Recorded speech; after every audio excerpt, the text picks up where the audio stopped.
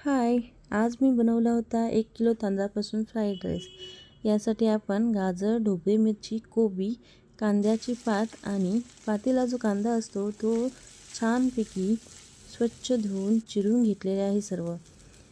माझ्याकडे लोखंडी कढई नव्हती म्हणून मी ही कढई घेतली. कढई पातळ हवी आणि गॅस फ्लेम हाय हवी, म्हणजे भाज्यांना तो स्मोकी फ्लेवर येतो आणि भाज्या जास्त शिजत नाही. तुमच्याकडे लोखंडी कढई असेल तर उत्तम, म्हणजे भाज्या स्टिअर फ्राय करायला बरे पडते. आता सर्व भाज्या ह्यामध्ये मिक्स करून घेतलेल्या आहेत आणि भाज्यांपुरतेच मीठ टाकलेले आहे. आता पुन्हा हे 2-3 मिनिटासाठी पुन्हा स्टिअर फ्राय करून घ्यायचे आहे. यामध्ये आता आपल्याला जेवढं हवं आहे, म्हणजे तिखट त्या प्रमाणात, तुम्हाला जितकं तिखट हवं आहे त्या प्रमाणात तुम्ही यामध्ये शेजवान सॉस ॲड करू शकता. मी इथं 3 चमचे शेजवान सॉस घेतलेला आहे आणि तेही छानपैकी मिक्स करून घ्यायचं आहे. आता मी इथे थोड्या प्रमाणात, माझ्याकडे कढई छोटी असल्यामुळे मी थोड्या प्रमाणात भाज्या फ्राय करून त्यामध्ये शेजवान सॉस करून राईस ॲड करणार आहे.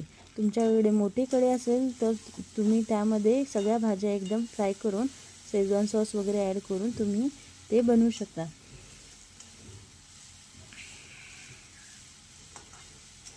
आता ह्यामध्ये जो राईस टाकणार आहोत तो अर्धा किच्चा शिजवून घेतलेला आहे आणि थंड करून घेतले आहे. तुम्हाला जर हा भात आधीच शिजवून घ्यायचा असेल तर तुम्ही हा भात आधीच शिजवून थोडासा थंड करून आणि मग तो फ्रीजमध्ये ठेवू शकता, जेणेकरून जेव्हा आपण भात करतो तेव्हा तो आपल्याला छान असा मोकळा सुटसुटीत होतो. मोठमोठ्या हॉटेलमध्येही हेच करतात. आधी भात वगैरे शिजवून ठेवतात, छानसं थंड होऊ देतात आणि मग ते चायनीज राईसमध्ये यूज करतात. त्यामुळे काय होतं, भात तुटत नाही आणि छान मोकळा सुटसुटीत होतो. अशा प्रकारे आज आपण इथे बनवला आहे फ्राईड राईस आणि हा हेल्दी पण आहे. ह्यात खूप भाज्या मिक्स केल्यात आपण आणि अजिबात अजिनोमोटोचा वापर केलेला नाही. जो आपण गाड्यावर वगैरे असतो त्यात अजिनोमोटो वापरतात, त्याचा आपण इथे वापर नाही केलेला.